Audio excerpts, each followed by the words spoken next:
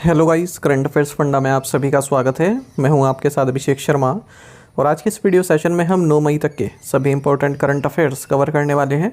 हमेशा की तरह आप इस वीडियो को अंत तक जरूर देखिएगा। आज भी आपको काफ़ी कुछ जानने के लिए मिलेगा। सेशन की शुरुआत करने से पहले आप सभी को बताना चाहूँगा, यदि आप हमारी daily current affairs PDF, weekly PDF, monthly PDF और हर महीने के banking and economic awareness PDF चाहते हैं तो करंट अफेयर्स फंडा का 1 ईयर मेंबरशिप प्लान आप ज्वाइन कर सकते हैं, जिसका लिंक आपको वीडियो के डिस्क्रिप्शन में या फिर फर्स्ट कमेंट में मिल जाएगा। आपको बता दें, इस 1 ईयर मेंबरशिप प्लान के तहत जितना भी हमारा PDF कंटेंट है वो हम आपको 1 साल तक के लिए प्रोवाइड कराते हैं, जिसे आप डाउनलोड कर सकते हैं, प्रिंट आउट भी निकलवा सकते हैं। इसके लिए चाहे तो आप करंट अफेयर्स फंडा ऐप को यूज़ कर सकते हैं या फिर अपने लैपटॉप या सिस्टम की मदद से वेब लॉगिन भी कर सकते हैं। कोई भी आपका एग्ज़ाम हो, बैंकिंग, SSC, रेलवे या फिर स्टेट PCS, जहाँ पर भी जनरल अवेयरनेस या करंट अफेयर्स पूछे जाते हैं, सभी एग्ज़ाम्स के लिए हमारा PDF कंटेंट काफ़ी यूज़फुल है। दूसरा कोर्स हमारा बैंकिंग अवेयरनेस का है। कंप्लीट बैंकिंग अवेयरनेस हमने आपको इसमें पढ़ाया है, न केवल आपके बैंकिंग मेंस एग्जाम, बल्कि अगर आप बैंकिंग इंटरव्यूज़ में अपीयर होते हैं, जैसे SBI PO, IBPS PO, RRB PO या फिर RBI ग्रेड B, तो इंटरव्यू में जो बैंकिंग नॉलेज आपसे पूछी जाती है उसको भी आप आंसर कर पाएंगे इस कोर्स को पढ़कर। साथ ही साथ SSC, रेलवे, स्टेट PCS जैसे एग्ज़ाम्स में इंडियन इकोनॉमी के की कंसेप्ट्स पर जो क्वेश्चन बार बार पूछे जाते हैं, जैसे GDP पर क्वेश्चन पूछते हैं, 5 ईयर प्लान पर अब तक क्वेश्चन पूछ रहे हैं, नीति आयोग पर क्वेश्चन पूछते हैं, types of poverty, types of unemployment, types of inflation, capital market, money market, RBI, SEBI, SIDBI, IRDI, different types of banks, different types of economic curves, सब कुछ इसमें कवर किया गया है। साथ ही साथ इंश्योरेंस सेक्टर के अगर आप एग्ज़ाम्स देते हैं तो उनके लिए भी एक डेडिकेटेड चैप्टर इसमें दिया गया है, उसे आप पढ़कर इंश्योरेंस की नॉलेज भी प्राप्त कर सकते हैं। 1 साल की वैलिडिटी है दोनों ही कोर्सेज़ की, अलग अलग कोर्सेज़ हैं दोनों, 1 ईयर करंट अफेयर कोर्स और बैंकिंग अवेयरनेस। और करंट अफेयर्स फंडा ऐप पर अवेलेबल है। डेमो वीडियो लेक्चर्स और डेमो PDFs भी दिए गए हैं, उन्हें आप देख लीजिएगा कोर्स बाय करने से पहले। उनसे आपको एक आइडिया मिल जाएगा कि किस तरह कंटेंट हम आपको इन कोर्सेज़ में प्रोवाइड करा रहे हैं। तो ऐप का लिंक वीडियो के डिस्क्रिप्शन में और फर्स्ट कमेंट में दोनों ही जगह दे दिया गया है, उससे वो आप इंस्टॉल कीजिए, आपको लॉगिन कीजिए और कोर्स बाय कर सकते हैं। फिर भी कोई डाउट अगर आपका रहता है तो हमारा कस्टमर केयर नंबर है 8448169188, इस पर आप कॉल कर सकते हैं या फिर व्हाट्सएप करके भी जानकारी प्राप्त कर सकते हैं। तो बिना किसी देरी के शुरुआत करेंगे इस वीडियो सेशन की। हमेशा की तरह क्वेश्चन ऑफ द डे से शुरुआत करेंगे। इसका आंसर आपको अभी कमेंट बॉक्स में करना है। पूछ रहे हैं कि एंड्रॉयड उपयोगकर्ताओं को लक्षित करने वाले नए बैंकिंग मैलवेयर का नाम क्या है। What is the name of the new banking malware targeting Android users. Options हैं frost bite, snow blind, ice breaker या फिर डार्क स्नो। जल्दी से आंसर कर दीजिए, फिर हम आगे बढ़ते हैं। और इसी तरह के क्वेश्चन यदि आप प्रैक्टिस करना चाहते हैं तो हमें टेलीग्राम पर जरूर ज्वाइन कीजिए। करंट अफेयर्स फंडा नाम से हमारा टेलीग्राम चैनल है।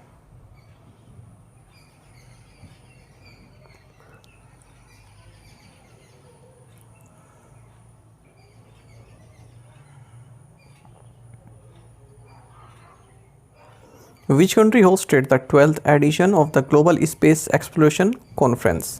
किस देश ने वैश्विक अंतरिक्ष अन्वेषण सम्मेलन के 12वें संस्करण की मेजबानी की है। ऑप्शंस आपके सामने हैं। सही आंसर ऑप्शन बी है, इंडिया। इंडिया ने नई दिल्ली में ग्लोबल स्पेस एक्सप्लोरेशन कॉन्फ्रेंस के 12th एडिशन को होस्ट किया है और इस ग्लैक्स 2025 कॉन्फ्रेंस का थीम रहा reaching new worlds space exploration renaissance. ये जो ग्लैक्स 2025 है, इसको ऑर्गेनाइज किया गया इंटरनेशनल एस्ट्रोनॉटिकल फेडरेशन के द्वारा, Indian space research organisation ISRO के द्वारा जो कि प्राइमरी होस्ट रहा, एस्ट्रोनॉटिकल सोसाइटी ऑफ इंडिया जो कि को होस्ट रहा, इन तीनों के द्वारा होस्ट किया गया। Which Indian naval ship arrived in Singapore to participate in IMDEX Asia 2025। कौन सा भारतीय नौसेना जहाज IMDEX एशिया 2025 में भाग लेने के लिए सिंगापुर पहुंचा। ऑप्शंस आपके सामने हैं। सही आंसर ऑप्शन ए है, INS Kiltan. Indian naval ship INS Kiltan Singapore पहुंच चुका है और यहां पर IMDEX एशिया 2025 में पार्टिसिपेट कर रहा है चंगी एग्जीबिशन सेंटर में। और अपने स्टे के दौरान ये जो इस शिप का जो क्रू है वो कई तरह के बायलैटरल मल्टीलैटरल एक्टिविटीज़ में पार्टिसिपेट करेगा, अलग अलग देशों के नेवीज़ के साथ, सिंगापुर नेवी के साथ, खास करके प्रोफेशनल एक्सचेंज प्रोग्राम जो होते हैं उसमें। Which India naval ship arrived at Maafilaafushi atoll Maldives for a humanitarian assistance and disaster relief exercise. मानवीय सहायता और आपदा राहत अभ्यास के लिए कौन सा भारतीय नौसेना जहाज मालदीव के माफिलाफूसी अटोल पहुंचा? ऑप्शंस आपके सामने हैं। सही आंसर ऑप्शन बी है, INS शारदा। देखिए, INS शारदा माफिलाफूसी अटोल मालदीव्स पहुंचा है humanitarian assistance and disaster relief exercise के लिए। आप जानते हैं भारत का महासागर इनिशिएटिव यानी कि mutual and holistic advancement for security and growth across region, तो इसी के विज़न के चलते INS शारदा मालदीव्स पहुंचा है। इंडियन ओशन रीजन में पीस, स्टेबिलिटी और प्रोस्पेरिटी बनी रहे, इसके जरिए एक्सरसाइज की जा रही है। This HADR exercise will focus on actions like disaster response, coordinations, search and rescue operations, medical assistance, logistical support, joint drills, training sessions, community engagement. UNESCO awarded the World Press Freedom Prize to which Nicaraguan newspaper? UNESCO ने Nicaragua के किस अखबार को विश्व press स्वतंत्रता पुरस्कार से सम्मानित किया है? ऑप्शंस आपके सामने हैं। सही आंसर ऑप्शन डी है, ला प्रेंसा। ऑड्रे अजुले जो कि डायरेक्टर जनरल हैं यूनेस्को के, इन्हें एक लेटर मिला है गवर्नमेंट ऑफ निकारागुआ से, जिसमें निकारागुआ की सरकार ने कहा है कि हम यूनेस्को से एग्जिट कर रहे हैं, हम अपने आप को विड्रॉल कर रहे हैं इस ऑर्गेनाइजेशन से। इसके पीछे का कारण ये है कि जो UNESCO Guillermo Cano world press freedom prize है, ये निकारागुआ का एक न्यूज़पेपर है ला प्रेंसा, इसे दिया गया है। अब ये जो न्यूज़पेपर है ये यहाँ की सरकार ने बैन किया हुआ है, तो उसी से नाराज़ होकर निकारागुआ की सरकार ने कहा है कि हम यूनेस्को से एग्ज़िट कर रहे हैं, और इनका जो एग्ज़िट है ये 31 दिसंबर 2026 से इफ़ेक्टिव होगा।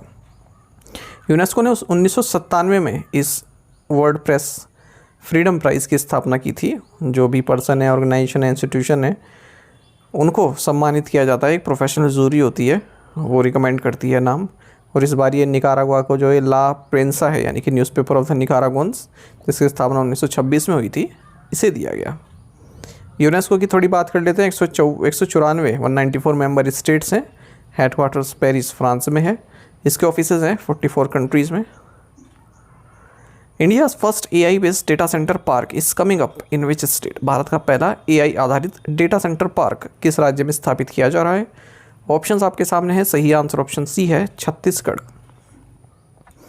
छत्तीसगढ़ के चीफ मिनिस्टर विष्णुदेव साय, इन्होंने इंडिया के first artificial intelligence based data centre park की आधारशिला रखी है सेक्टर 22 नवा रायपुर में, और इसको ऑपरेट किया जा रहा है rack bank data centres private limited के द्वारा। 2.7 हेक्टेयर एरिया में है ये, और इसको स्पेशल इकोनॉमिक जोन की तरह डेवलप किया जा रहा है।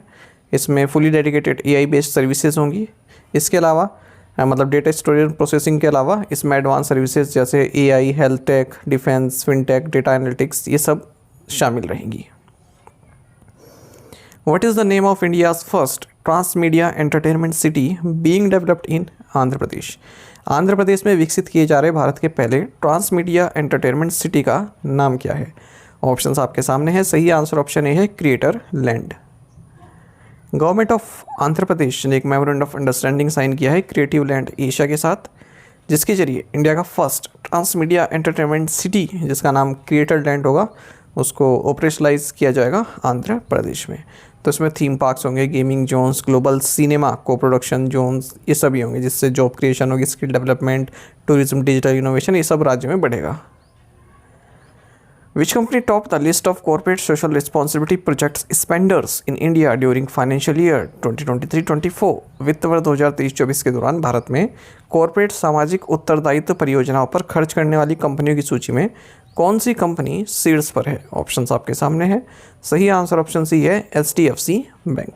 टॉप 10 देख सकते हैं जिन्होंने CSR प्रोजेक्ट के जरिए सबसे ज़्यादा स्पेंड किए हैं। HDFC पहले नंबर पर है, फिर रिलायंस है, तीसरे नंबर पर TCS, चौथे पर ONGC, पाँचवें पर Tata steel.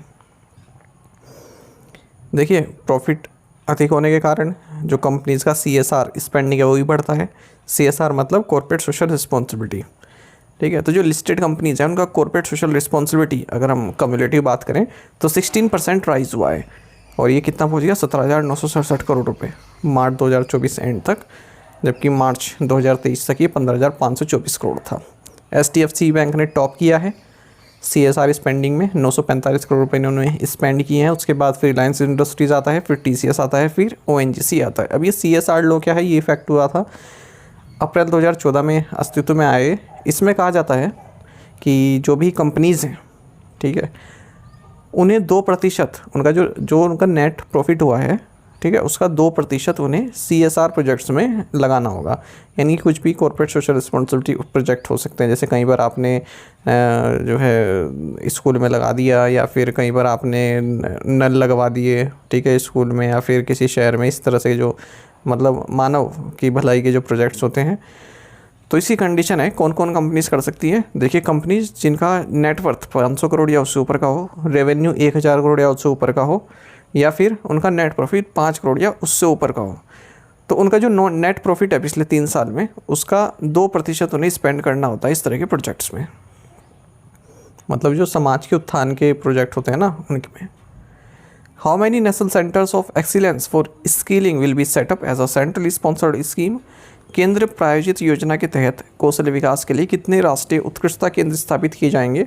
Right answer option B है 5। यूनियन कैबिनेट ने national scheme for industrial training institute upgradation और 5 national centre of excellence for skilling को सेटअप करने को मंजूरी दे दी है। सेंट्रल स्पॉन्सर्ड स्कीम रहेगी, यानी कि सेंट्रल गवर्नमेंट और स्टेट गवर्नमेंट की फंडिंग रहेगी। टोटल बजट है इसका 60,000 करोड़ रुपए। तो इसमें सेंट्रल शेयर रहेगा 30,000 करोड़, स्टेट शेयर रहेगा 20,000 करोड़, इंडस्ट्री शेयर रहेगा 10,000 करोड़। जो सेंट्रल शेयर है उसमें 50% एशियन डेवलपमेंट बैंक और वर्ल्ड बैंक द्वारा दिए जाएंगे। ट्रेनिंग इंस्टीट्यूट्स भुवनेश्वर, चेन्नई, हैदराबाद, कानपुर, लुधियाना, ठीक है, इनको जो है सेटअप किया जाएगा, यहाँ पर अपग्रेड किया जाएगा। Which 2 organizations recently signed a pact to advance capacity building in the financial sector? हाल ही में किन 2 संगठनों ने वित्तीय क्षेत्र में क्षमता निर्माण को आगे बढ़ाने के लिए एक समझौता ज्ञापन पर हस्ताक्षर किए? राइट आंसर ऑप्शन बी है IFSCA and NISM। International financial services centres authority और national institute of securities markets, इन्होंने एक पैक्ट साइन किया है फाइनेंशियल सेक्टर में कैपेसिटी बिल्डिंग प्रोग्राम को एडवांस बनाने के लिए। NISM will act as a training partner for IFSCA and the various intermediates register with IFSCA। NISM जो कि एक पब्लिक ट्रस्ट है, CP द्वारा इस्टेब्लिश किया गया, ये रिलेवेंट सर्टिफिकेशन एग्जामिनेशन, जिनमें certification examination maintain under IFSCA regulations, इन सभी को कंडक्ट करेगा। Which two organization recently signed an MOU to establish a collaborative framework for joint research and innovation? हाल ही में किन 2 संगठनों ने संयुक्त अनुसंधान और नवाचार के लिए एक सहयोगी ढांचा स्थापित करने हेतु एक समझौता ज्ञापन पर हस्ताक्षर किया? राइट आंसर ऑप्शन डी रहेगा CDOT and CSIR NPL। Centre for development of telematics and CSIR national physical laboratory, इन्होंने मेमोरेंडम ऑफ अंडरस्टैंडिंग साइन किया है, जिसके तहत ये एक जॉइंट रिसर्च एंड इनोवेशन जो है को आगे बढ़ाएंगे। एक इस तरह का फ्रेमवर्क सेटअप करेंगे, इस्टेब्लिश करेंगे, long term collaborative framework setup करेंगे ताकि रिसर्च डेवलपमेंट स्टैंडर्डाइजेशन को आगे बढ़ाया जा सके। What does Shakti stand for in the context of India's coal allocation policy? भारतीय कोयला आवंटन नीति के संदर्भ में शक्ति का क्या अर्थ है? राइट आंसर ऑप्शन सी है scheme for harnessing and allocating Koyla transparently in India. Cabinet committee on economic affairs, इन्होंने रिवाइज्ड शक्ति पॉलिसी को अप्रूव कर दिया है ताकि ज़्यादा से ज़्यादा कोल अवेलेबल हो थर्मल प्लांट्स में, जो कि सेंट्रल सेक्टर, स्टेट सेक्टर और इंडिपेंडेंट पावर प्रोड्यूसर को बिलोंग करता है। कोल इंडिया लिमिटेड और सिंगरेनी कोलरीज कंपनी लिमिटेड, इन दोनों को ही डायरेक्ट किया गया है, कहा गया है कि आप ये रिवाइज शक्ति पॉलिसी के प्रोविजंस को इम्प्लीमेंट कीजिए। शक्ति यानी कि scheme for harnessing and allocating Koyla transparently in India, ये सबसे पहले 2017 में अनाउंस हुई थी ये पॉलिसी। उसके बाद फिर 2019, 2023 में इसको इम्प्लीमेंट किया गया। तो इस बार जो रिवाइज शक्ति पॉलिसी है, इसमें 2 विंडो हैं। Window first, coal linkage to central gencos states at notified price. Window 2 है coal linkages to all gencos at a premium above notified price. The Indo Pacific logistic network initiative will help Quad partners respond to what kind of events? Indo Pacific logistic network पहल Quad partners को किस प्रकार की घटनाओं पर प्रतिक्रिया देने में मदद करेगी? राइट आंसर ऑप्शन सी है नेचुरल डिजास्टर्स। देखिए, quad partners Australia, India, Japan, United states, इन्होंने होनोलुलु हवाई में एक Asia Pacific centre for security studies को आयोजित किया। ठीक है। और यहाँ पर quad Indo Pacific logistic networks IPLN को लॉन्च किया है। तो IPLN एक इनिशिएटिव है जिसके जरिए क्वाड पार्टनर्स जो है लॉजिस्टिक कैपेबिलिटीज़ को शेयर करेंगे आपस में, और इंडो पैसिफिक में कोई नेचुरल डिज़ास्टर आती है तो उसमें तुरंत कार्रवाई कर सकते हैं। India ranks at what position globally in iron और प्रोडक्शन, लो अयस्क उत्पादन में भारत विश्व स्तर पर किस स्थान पर है? ऑप्शंस आपके सामने हैं। सही आंसर ऑप्शन सी है 4th। देखिए जो कुछ खास मिनरल्स हैं हमारे देश में, उनका जो प्रोडक्शन है वो फाइनेंशियल 2024-25 में बढ़ा है। आयरन और जो कि टोटल मिनरल प्रोडक्शन का 70% है, ठीक है, इसके प्रोडक्शन में भी बढ़ोतरी हुई है। Production of iron ore at 289 million metric tons in financial 2024-25 has broken the production record of 277 MMT achieved in financial year 2023-24। तो 2023-24 में 277 MMT हमने जो है प्रोडक्ट किया था, मतलब प्रोड्यूस किया था, और 2024-25 में 289 मिलियन मेट्रिक टन आयरन और प्रोड्यूस किया है। मैंगनीज़ के प्रोडक्शन की बात करते हैं तो 2024-25 में 3.8 MMT यानी कि मिलियन मेट्रिक टन। बॉक्साइट की बात करते हैं तो 2024-25 में 24.7 MMT। लेड की बात करते हैं 393 THT। और प्राइमरी एल्यूमिनियम प्रोडक्शन की बात करें तो ये 42 LT, और रिफाइंड कॉपर प्रोडक्शन की बात करें तो 5.73 LT lakh ton.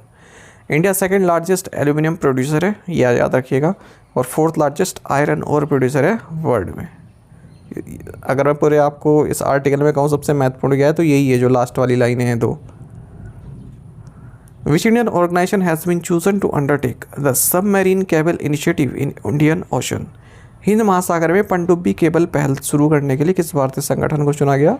Right answer option D है इनकॉइस, यानी कि Indian national centre for ocean information services.